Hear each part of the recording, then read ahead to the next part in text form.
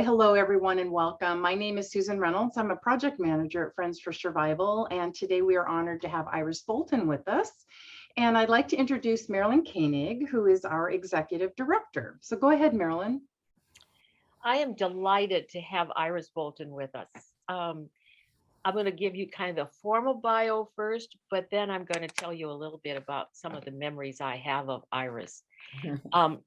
Iris is an author, a lecturer, and a counselor. She was the director of the nonprofit Link Counseling Center in Atlanta, Georgia, for 36 years, and now serves as the director emeritus. Many of you know about her book, probably called My Son, which was published in 1983. And after the death of her 20-year-old son, Mitch, who happened to die the same year my son died. My son died in April of 1977, and Mitch died in February of 1977. She has been dedicated to the suicide loss survivors and to suicide prevention for over 5 decades now.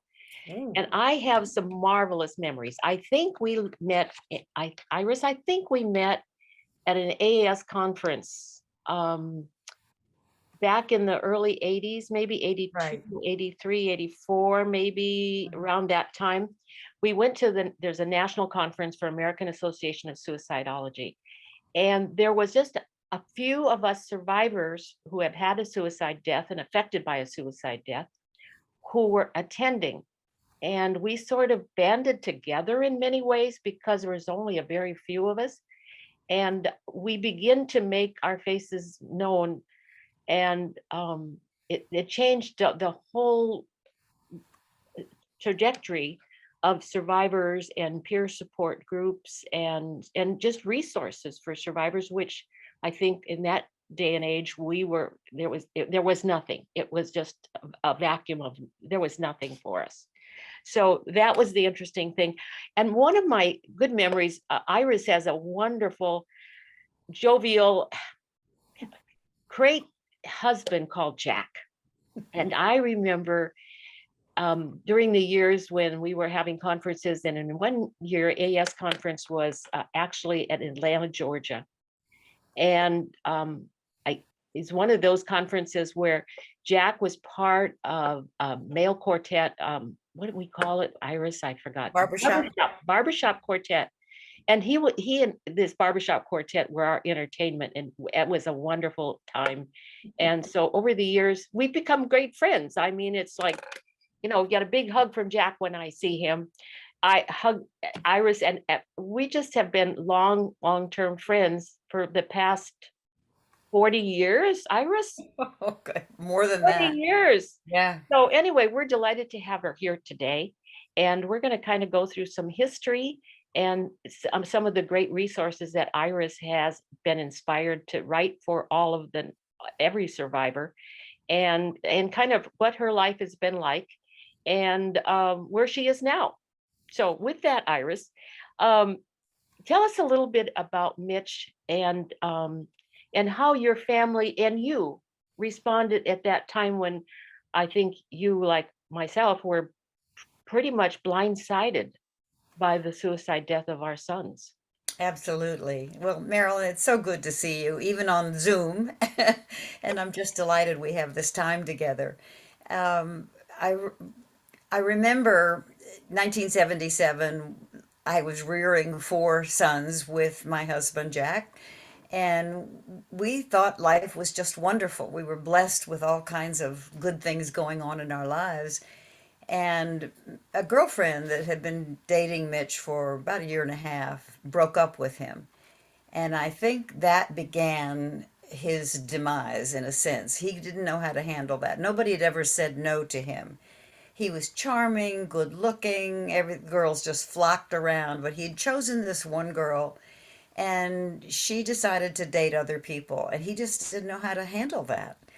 And he made a choice, as your son did, to end his life, which just was not even thought of in those days by most of us. I didn't know a soul that had experienced that, and nor did my friends. We just wasn't talked about. And so when it happened to us, we were just blindsided, as you said, and devastated.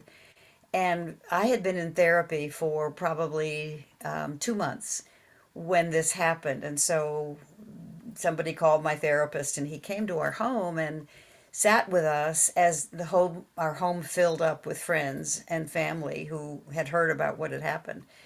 And he died on a Saturday, so a lot of people were not at work. They were able to come, and our house just filled with support and love. And the shock of it was, I think, the hardest part. We just were blindsided. We had no idea. We knew that the girlfriend had broken up with him, but we didn't know the depth of his pain about that, and his sense of failure, and who knows what other mixed emotions were involved in that. So when it happened, he shot himself in his bedroom while talking on the phone to his girlfriend. And that was terrible for her to experience that. She was on the phone with him. After she heard this noise, she hung up and called Jack on the other phone. We had a business line, and told him to go check on Mitch. And Mitch was dying. And when he got to the door and opened the door, he died on the way to the hospital. Jack called the ambulance, and I was at some meeting talking about the Link Counseling Center. I was out, telling people about that resource, which is a counseling center in Atlanta called the Link, which was for all kinds of mental health problems, not just suicide at all. That wasn't even suicide specifically at that time, and still is not. It's general mental health help. But they were just, the police came, and Jack went to the hospital with the ambulance. And when I came home, they told me what had happened. And my son, John, said, "We have to go to the hospital." And I said, "Who?" He said, "Mitch." I said, "Motorcycle?" Because he'd even worried about his safety on a motorcycle. And they said, "No, worse." I knew something horrible had happened. We raced to the hospital, and I just went straight to an emergency room, and there he was on a stretcher. And I couldn't even believe what I was seeing. And the doctor said, "He's not going to make it." And it was like foreign language. I didn't understand what the doctor was even saying. And then they explained to me what had happened, and they said Jack wanted to give his kidneys and donate them. And I said, "Well, of course," but as I looked at him, his chest was going up and down. He was breathing. So I said, "He's alive. Look at his breathing." And they said, "No, he's not. It's gone." So we left the hospital, came home. There were many, many people had already gotten the word and were filling up our home just to support us and love us and tell us we were okay. Not feeling okay, of course. So that was a horrible day that, February 19th, you just don't believe you can survive something like that.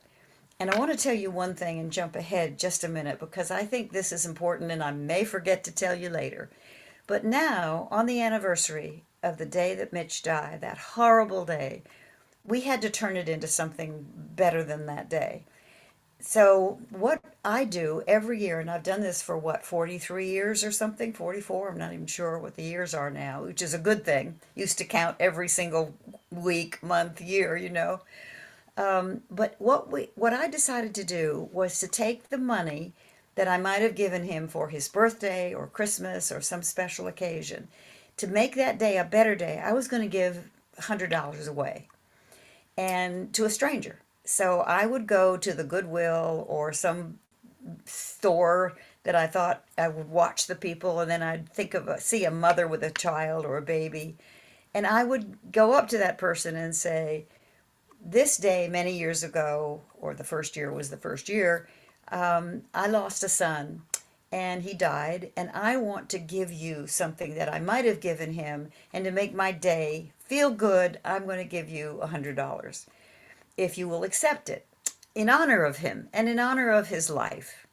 And most of the people are just so touched. They hug me, they cry. One woman said, well, that was at Christmas time. She said, "Now I can buy both of my girls coats. I only had the money for one, and now I can get them each a coat." And we'd cry and hug. And I've done this for years. And this past year, on the anniversary, or I guess it was Christmas this year, Jack wanted to go, and my son Bill wanted to go, who you met a minute ago. You're my technical person.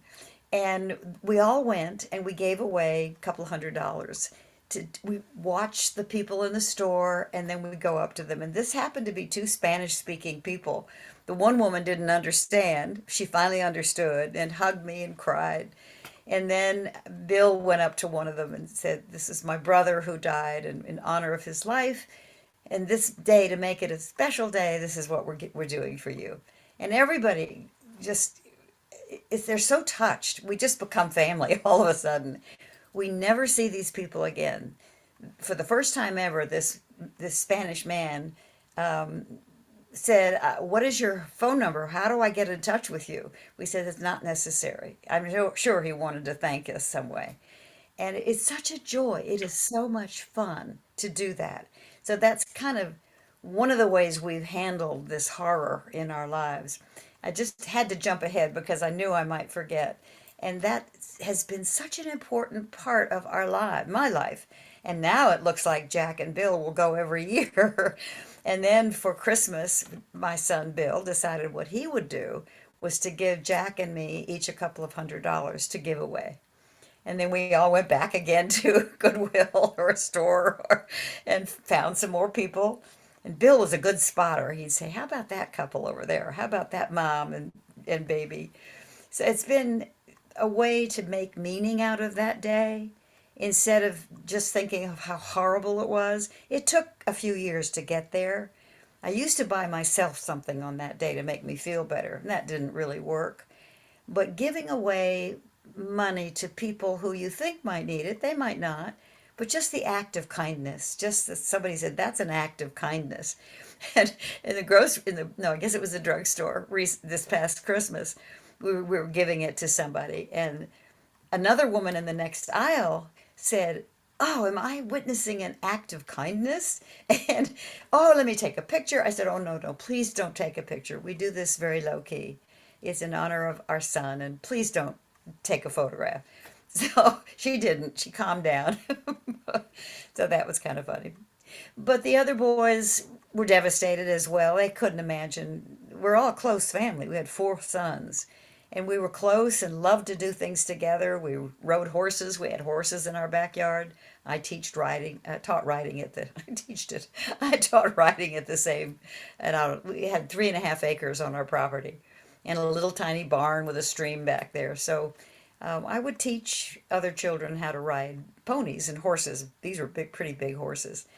And that helped me. My horses helped me. I would go talk to them and groom them or feed them or pet them, and they gave me great comfort. I don't know what gave my family comfort, except that we did talk about it. I got it. I was in therapy, had started it. I'm a therapist, the director of the Link Counseling Center in Atlanta. Helped to start it in 1971, so this was 1977, which I think in a sense made it harder because I was afraid that it was going to destroy the Link Counseling Center. It did not. More people came because now they saw me as a human being and someone in pain so they could share their pain with me. But the family pulled together. I was in therapy for 3 weeks prior to that because I wanted to make sure that my issues didn't get mixed up with a client. And as we're in training as counselors and therapists, it's recommended that you get your own therapy so you don't get caught up in other people's problems. And so I was in therapy doing that when this happened. So Dr. Mahalik was called and he came to our home. And he was the one that said the famous words, "You will survive this, and someday you'll know that this is a gift to your family." Well, that was shocking. Jack was listening to that, and he said, "There's no gift in this. What do you mean? What are you talking about?" But I knew that there was something in his wisdom that he was sharing with me. And now even Jack says there have been many gifts. Meeting you, Marilyn, meeting all the people that we've touched their lives and they've touched ours. We couldn't buy that. And I would give all that up if I could have Mitch back, but that's not even a possibility. So I'm grateful. I am grateful. And I see what Dr. Mahalik was talking about as the gift. Hard to hear in the very beginning. You can't even believe such a thing. But to feel that energy from him, I knew that he knew something I didn't know, and that maybe I'd learned something about that. So that's our family was just devastated, but pulled together. I went to therapy for several years. They did not. But I think if one person is in therapy, the whole family is in therapy. So that's what helped all of us, I think. That plus I realized there were no support groups in the country, and I helped start one of the first ones, as I know you did as well. So that's kind of the reaction in the beginning was just I couldn't move. I threw up. I just, it's one of those things you don't expect. So you are blindsided. And then you have to pull on all your resources, pull in all your friends, all your professional friends and professionals, and get help with this. I don't think you can survive this alone. I think we all need help. I don't know if you do, but that's my belief. I totally agree with you, Iris, and especially Jack's comment. I I thought this is so horrible. I'm not, well, I don't want to learn about suicide. How could that possibly make any difference? And I didn't for a couple of years. I just cried. And it was so horrible. I didn't want to know anything about it Yeah. because Mitch wanted to punch. it wouldn't change anything. No, it wouldn't. And It Mitch wouldn't. wanted to punch out the therapist who said it. I bet. What do you I mean a bet. gift? But He it didn't. has been a gift in our lives, It has. honestly, but we can say that after many years. That's Yeah. not in the beginning. None of us ever. And it's telling somebody that it's a gift, it's kind of like, get out of here. You're not They, helping me. they can't hear that in the beginning. No, No. so I never talk about that, but it is a gift meeting you, meeting all the people we have met over the years. What marvelous people. And of course, the people that we meet that are reaching out for help are all loving people, wonderful people, because otherwise they wouldn't call if they Right. didn't care. Yeah. If they didn't care about the person that died and they weren't devastated, they would not contact us and looking for help. So we get the most loving people in the world that call us. And it's just an amazing array of people and stories. But so I would imagine a lot like me, we just felt inspired or felt like there's nothing out there. Maybe I could do something, right? Change Absolutely. that. So how did that happen with you? Well, I'm not quite sure. It's hard to remember, but I know that Charlotte Ross called me. Charlotte was one of the first people in this field that was vocal, and she was in California, and she called me and asked if I would come and speak. And I said, well, I don't know. I don't think I have anything to say. I'm a failed mother, which is what I felt. And she said, oh no, you're not a failed mother. And so I did go out there, and it made me realize I could make some meaning in this horror. And a Kiwanian friend of Jack's asked if I would speak to their Kiwanis club. And I said again, no, I'm a failed mother here. This is right in the beginning. I think it was 2 months after Mitch died, or three. And he said, oh no, you have more to say now than you ever did. And I thought, really? So I think as I began to do some sharing, and when back then in 1977, nobody mentioned the word suicide, for someone to come and talk about that and their experience was unheard of. And that began to give me a little meaning in this loss, in the horror of it. And then I began to get more requests to come and talk about it. And so I just decided if I could go and talk and tell my story, that might give meaning to the horror of it, to the trauma of the whole thing. So that's, I think, how it began. Hard to remember all that. I never knew that Charlotte Ross had talked to you. Right. She talked to me too in the beginning. Really? Yeah.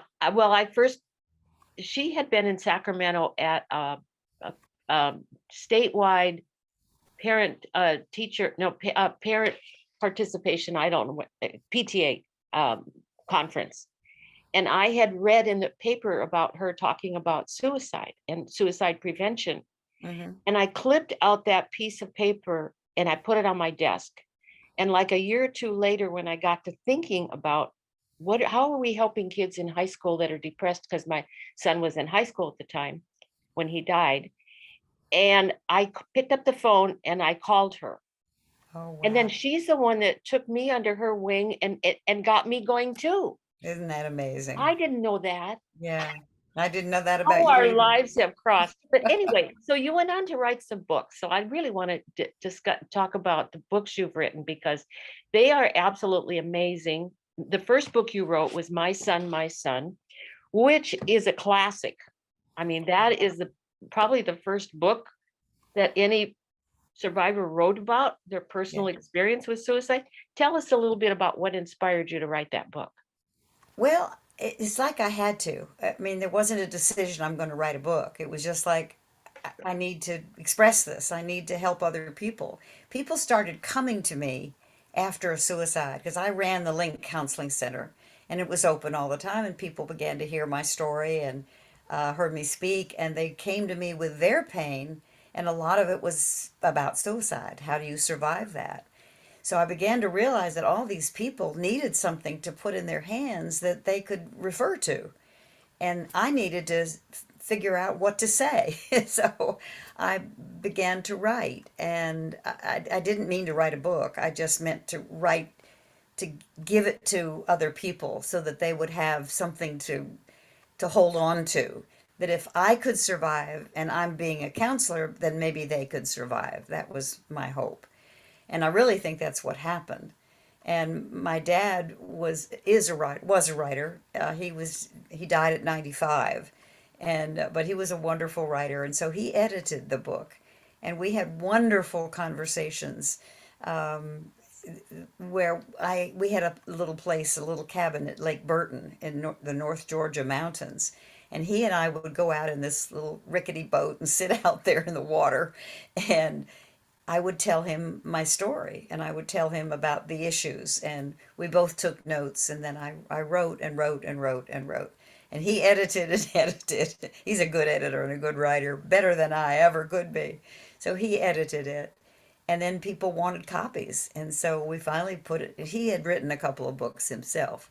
So he knew how to do that. So he published it, and Jack edited it, and it became it became a classic because there wasn't anything else. And I think the people at AAS, somehow I got invited to that one of those conferences, and a friend of mine said, "I'm taking you. I'm paying for it. I'm taking you." So we went to, I think it was New Mexico, way back then, and nobody was paying any attention to survivors, whatever.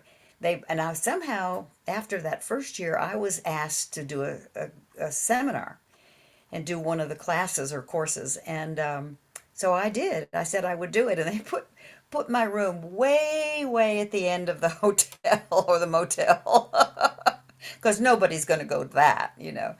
The room was so crowded they had to get more chairs, and I think they even had to move us to a bigger room. And from then on, I did a workshop almost every year. But I guess I was pretty courageous, as you were, to be able to talk about it. And I don't know what that was in me, except I felt I didn't want anybody else to go through what we've been through. So I wanted to prevent this, not wait till it happens and then have to deal with the grief, but to go ahead and try to prevent it in the first place. Are there warning signs? What are they? So that was how the book kind of evolved. It was an effort to help other people and just really keeping notes that I was going to pass on. And then I think my dad probably said, "Well, let's put this into a book." And it's still being printed, and Yes. we have a lot in the warehouse. So it has a life of its own. It's really amazing. And people are still loving that book and saying how helpful it is. I'm so I glad. kind of look at it as maybe the first tiny baby step into peer support, Probably so. because it's the first time that somebody shared their story, Right, uh, a unique story, but not a unique story as far as all of us, our families are. right. It was a story that finally somebody wrote down that we could relate to. Hmm. And so it really is kind of the first baby step towards the peer support I movement never thought of that. that happened Definitely. in this country. Yeah, That's amazing. absolutely. Well, thank Yeah, you for that. yeah. Yeah. Then you wrote another book, which I must say I have not read totally, but what year was, I didn't write down the year that that book came out. It says Voices of Healing and Hope. And this is Conversations on Grief After Suicide. This Right. is to me almost like an encyclopedia and a peer support book all in one, because it has everything in it about the complications and all the uniqueness. And by reading this, I think people can understand why it takes so many years and years Mhm. for people to even get some normalcy back into their life. That Right. this is not like in a month or a year or 2 years. It's a lot longer than that Right.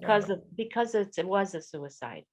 Well, Uh, what we did was I had met so many survivors who just had so much wisdom. They'd learned so much. And so a friend of mine who has a studio and knows how to do videos lost her brother. And Tiffany Farmer, I don't know if you ever met her, but she decided she wanted to help. So everybody who was in the production team, as we turned our screen porch into a studio, had a loss of some sort, a friend, a mother, a brother, or somebody.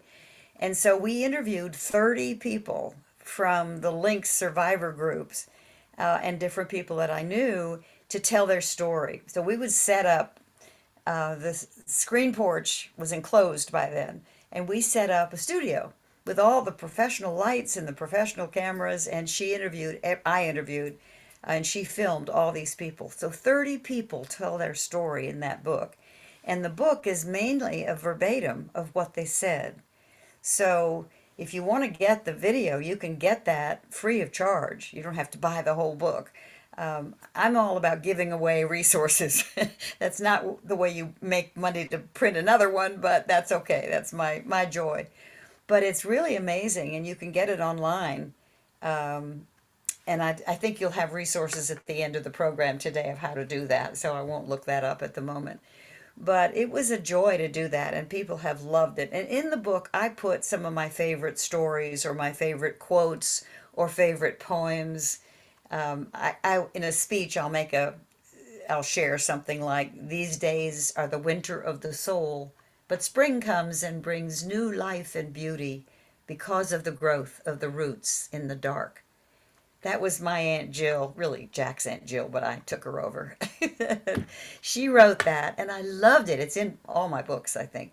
And I wrote that in that book. And any poem that I had loved and cherished, I would put in that book. So it's a love work. Everybody who donated their time to do it got paid for by donations. And I was reading it this morning and I thought, this is really good. This is helpful. I haven't looked at it in a while. no, it is fabulous. And I hadn't looked at it for a while either. And I am so impressed with that book. We need to spend a little more time promoting that book to people, Well, because I or at think least the DVD, because it's word for word what that it is. it Yeah. is wonderful. And speaking of free books, your most latest book Mhm. is totally different, Yeah. but it is a valuable little tool that people are just loving. And this is also a free book, which we now distribute, of course, also for Of you, course you do. because it's meaningful. As we do a lot of freebies too, just like you do. And this book is really interesting. It's called The Little Book of Grief. So tell us a little bit about your very latest I just venture happen to in have a copy. There, that looks like shows it pretty good. there. Absolutely. Tell us a little bit about that book, because that's totally different, but it includes suicide, and Yes, it, oh, it's it about includes suicide. and it has us listed in the back as a resource too. So I am thrilled. Well, good. I wanted you there. But it's called The Little Book on Grief Concerns to Consider. And I wanted a little book that would fit in your back jeans pocket or fit in your purse or carry around.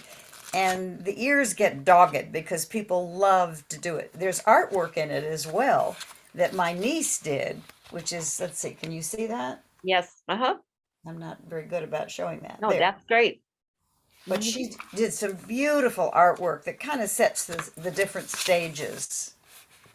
That's not showing very well, but Yeah. it's all abstract art.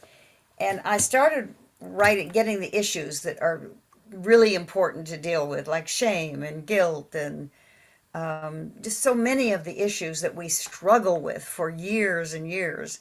And I started writing those out. And then I realized my niece had lost her husband.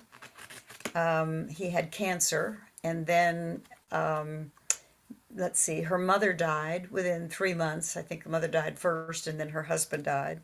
And was so fresh in her grief. And I was, 40 years down the road. We just finished this a year ago. And so I thought, well, what a team we would make if we wrote it together. So we would spend every Tuesday morning together on the phone. She lives in Boston and I'm in Atlanta. And we just wrote and wrote and wrote. And we would edit and correct and change this and change that and till both of us were happy with each subject. So on every page, there is a different topic. And we just had the most fun. That sounds amazing to write a book on suicide and grief and have fun. But we did. We laughed a lot. I think it was therapeutic for both of us, actually.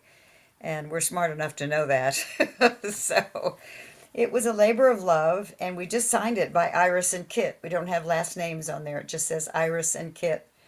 And we have our bios in here. But more importantly, it's like, here's one. Curiosity seekers, just for an example for one. It says, the concern, curiosity seekers, some people are curious and pushy to know every detail of your loved one's death. I'm sure you experienced that, Marilyn. They just want to know. They get nosy. And they're just curious. And we said, consider this.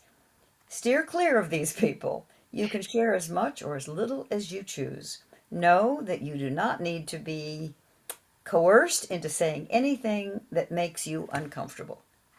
That's one whole page on one topic. It's not deep therapy. It's, here's a problem. What can you help me with just briefly? So I understand that people take this out of their pocket while they're waiting for something or waiting for a doctor's appointment or whatever. And they'll earmark it or they'll underline it and then put it back in their purse or their pocket. And I wanted it to fit in a man's blue jean pocket, and apparently it's carried around. And I wanted to give it away. So I went to Arthur Blank, who one of the co-owners of the Home Depot, and now he is the owner of the Falcons. And I said, for my 90th birthday, I would love to have you give me this grant so we can give this book away. So he did. For my 90th birthday, I received a check for, what was it? $100,000, $25,000. That's what it was, $25,000 to print the book. So we have finished printing the second run, and now have to decide when we get through with that, do I raise more money or what do I do? We're giving it away. And a lot of my family and friends donated. They did a GoFundMe page and people contributed. So it's not just from Arthur. It's from Jack and me and our children and friends and family. And that just thrills me, I love it to be able, and the stories of people receiving it, like, you just wouldn't believe the stories. One woman said, this is exactly the issue I was dealing with, guilt. And she looked it up. There's an index where you go to guilt. And she said, that's exactly what I needed to hear. And I have a friend that I need to get 10 more. Friends, I have 10 more. So we ship them out all over as you are. And it just gives meaning and purpose to our lives, Kit and me, as well as people are loving giving it away. It's like, I've given it to all my doctors. Not that I have that many, but a few. I've given it to the Link Counseling Center. They give it out. Anywhere I go, a bookstore, gift store, anywhere, drugstore, all the people that are there that I know, I just give them piles of books. And when they get empty out of them, they call me and say, could you come bring some more books, please? So it's a joy. The neat thing about this book, I want to clarify it for people, that this is actually a book on general grief. It Okay, doesn't have to be a suicide death. There is a right. small Good section point. about suicide specifically. But anybody who is grieving, this book can be helpful. So it does not have to be about suicide at all. Right. It's a fabulous little book, fabulous Thank you. little I book. love And it. I it's just very, thank you very for that. unique. There's nothing like it at all. And speaking of books, one of the stories that I love to hear you share is the story about a man called Paul Cox, who has become a friend of mine too. And the book that he wrote, and how he first connected with you, and you ended up publishing a book called, well, now I'm going blank on Paul's name of the book. Uh, The road, what is it called? The road to, um, isn't that funny? We're both blank on it. we're both getting older. Yeah, that's okay. That's Uh, okay. Paul Cox's book, but tell us a story about Paul Cox, the truck driver, and how you came to end up publishing a book he wrote. Well, I was the director of the Link Counseling Center for 36 years and very busy, saw clients all day long and was pretty well booked up ahead. And one day I get a call. I'm in my office, which is on the second floor of this beautiful building that we built. And the volunteer on the phone said, "There's a man here to see you. And you don't have an appointment with him, but you do have a free hour. Would you be willing to see him?" And I said, "Well, who is he?" And they said, "Well, I don't know. He's driven all the way from Utah on the chance that he'd get to meet you." I said, "You're kidding me, Utah?" And she said, "Yes." And I said, "Well, of course I'll see him." So he came up, and I think we spent 2 or 3 hours together. I mean, he had driven this truck all the way from Utah and no appointment.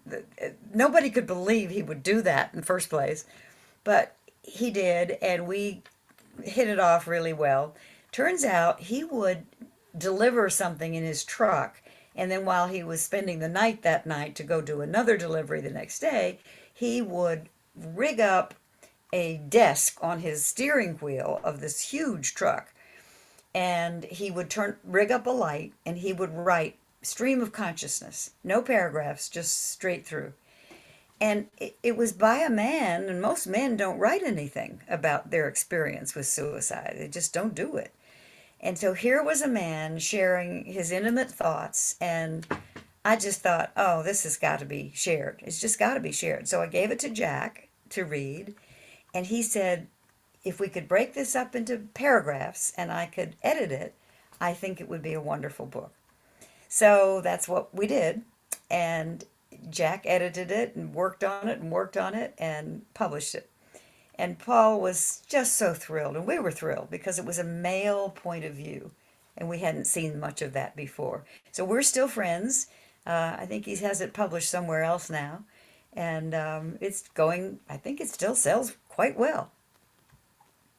Well, so I got to know Paul Cox too, because he came to conferences and he just would show up at the national conferences, and he was a long haul truck driver, and but he's an amazing man, just an amazing man. I just, and he looks like a truck driver. I mean, he just does. Yeah. Beautiful penmanship and a heart of gold. He's always giving away his books. So he sent us, he's got, I don't know how many more hundreds in his garage that he's sending to us to give out for free Yeah, I think he also. probably won't publish anymore. I've got the Um, bibliography. I was trying to find the name of it. and I That, know it. that is crazy. When suicide comes home, That's it. that's it. That's Okay. it. That's So it. Good. I must give you an update about this, Iris. Okay. All right. Because he's not into publishing. I mean, he doesn't have that sense of going out and to And do he's that. retired now. So he is retired. He has signed over the rights to us, and we will Oh. continue publishing his book long after Oh. he's gone, Oh. long after you and I are gone. Oh, Paul Marilyn. Cox's book is going to be out there. That's really I'm sweet. thrilled. Oh, I am that thrilled. touches me. Yeah, he's a sweetheart of a man who Oh, is that is so just, dear. he So has glad been you're doing that. very generous and very kind and thoughtful. And It's very amazing. humble. Very Yeah. humble. I've known him for what, I don't know, 20 years now, maybe. It's been Maybe quite a more. while. since maybe more. he lost his son to suicide also. Hmm. So a lot of us lost sons.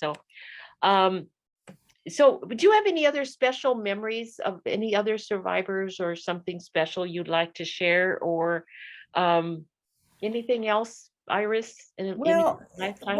one of the stories that's fresh in my mind is we gave the little book to this man, and it was he was so touched that we would give it away. Most people don't give a book away in the first place. So to have all the printing done for, I think it was 2,500 books with that first printing, and he gave it. We gave it to him, and he said, "This is amazing. I can't believe why you're giving me this." But he said, "I have a grandson who is playing the piano, and I wanted to teach him that, but I just couldn't do it because my son died and he used to play the piano, and I cannot do that anymore. I can't play at the piano anymore."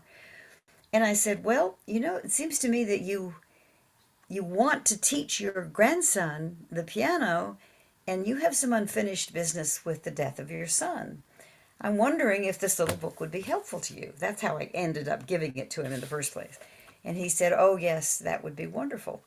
So he read the book and he said, "I need to give my son lessons, and I need to play." He hadn't played the piano in 40 years.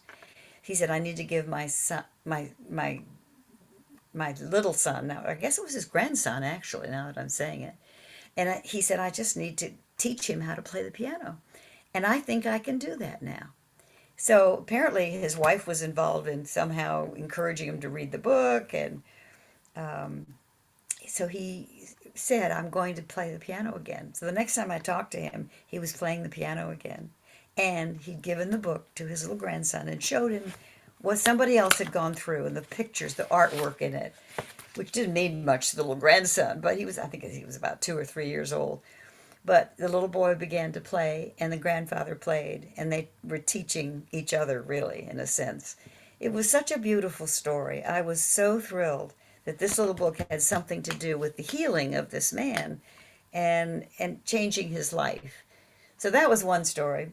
Another one was I was in my office one day, and this man came in, and he said, I just can't even believe you called this event and a gift. Who do you think you are?" And he picked up the book and threw it across the room. And we just looked at it for a little while, and his wife was with him, and she picked up the book and just kind of thumbed through it and then handed it back to him. And he said, "I'm not going to read this." And she said, "You don't have to read it. I'll put it on your night table." And one day, apparently a month later, when he couldn't sleep, he picked up the book. He called it the damn book. He didn't want to read any damn book that some woman had written about the death of a child. And what does she know about my grief? So the wife put the book on the night table, and one night he read it, and he was in tears. And by the morning, he had said to his wife, "I want to go see this woman. I want to go talk some more. I want to learn what I can do to heal and help others." And I think that's what it's all about, Marilyn. It's helping others. It wasn't as much to help myself. I knew it was to help me, because that's a part of it. If you don't know it's to help yourself, then you're in trouble. But it was to help me, but it was also to help other people. And I think that's what motivated most of us, and probably motivated you as well. When you have to start thinking what motivated you, I think it was to help other people. They didn't have to go through this, and to try to help us understand what happens in the mind of someone who does this and who begins to feel there are no other alternatives. It's either to live in this pain I'm in, or it's to die. And when they are in so much pain they can no longer live with it, I think they make the choice. They look around and see the only other choice is to give up on life. And so I believe that many times suicide is to end pain. Pain that is so unbearable. It's invisible. Nobody sees it except they feel it. And if they start realizing that that pain may not last forever, if you do some work, you may have to get into therapy, or may not. You may have to get into a support group. you may not. But I think that's one of the things that the gifts we have given ourselves first and then others is the gift of knowing that you can survive this and you can help other people with your experience. You can't change your experience. You can change how you react to it, but you can't change the experience. And so if you could take that experience and give meaning to it, I think that's what makes a difference and helps us live with our pain. So well said, Iris. I totally agree. It is like it has been, and I have had you and I both have had an amazing life that True. we did not plan. This was not on the books. And we would never have dreamt of doing this if our sons hadn't died by suicide. True. And True. I'm with you. I very often, when I talk to groups, saying suicide is not about dying. Suicide is about ending your pain. That's And right. there's a big deal of difference. And once we can get to understand that, we can have compassion for the person that died, but we can honor the life that they did have, because how they died is only a couple of minutes of their life. But they had this whole life before that. And they have amazing lives, amazing stories of amazing people. And it's just sad that how they died. But, Right. we can cope and we can make a difference, and we can help, we can ease some of the pain and the tension that some people have, that they don't have to have it for a lifetime. Right. It does not have to last for a lifetime.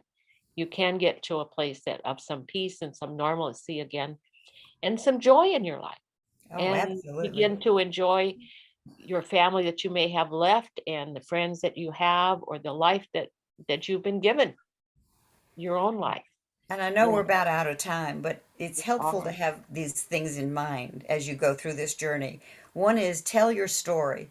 I think that's why support groups are helpful. Tell your story because you need a witness to the pain and the experience that you've had. The second is express any emotions. Doesn't matter. Don't judge the emotions. Express them. Write them out. Talk them out. Scream them out. Punch them out if you need to. The third thing is make meaning out of the horror. Somehow you have, if you just help one other person and listen to them and witness their story, that may be enough. And the fourth thing is to transition from the physical presence of that person to another kind of connection, maybe dreams, maybe a psychic connection. But you don't ever forget them. You don't want to forget them, and that's a fear a lot of people have. So those four things I think are really, really helpful. And if you can carry that with you, you can survive like you and I and so many of us have. And Susan as well, our moderator here. So thank you so much, Iris. It's just been a thrill. We are so delighted to have had you on a webinar. And I'm sure the people viewing this webinar will find it most interesting and helpful, and a classic. And Thank you, maybe darling. we can do another webinar another time even. Sure, I'd be So glad to do that. we can go on another aspect of all of this. So Okay. we are thrilled, and thank you so much. And thank you to each one of you that are viewing this webinar and having this conversation with Iris Bolton, a real pioneer in suicide awareness, suicide support, suicide bereavement, and in suicide prevention, because what we do is suicide bereavement is actually suicide prevention. It will help us and Yeah. help us go on living our lives and not have another tragedy on our hands like we did. So thank you so much. And we'll look forward to reading your books. And Friends for Survival is looking forward to distributing all of your books. Oh, Okay. thank you. And thank you for the work you do. It's so Okay. beautiful, so important. Keep doing it.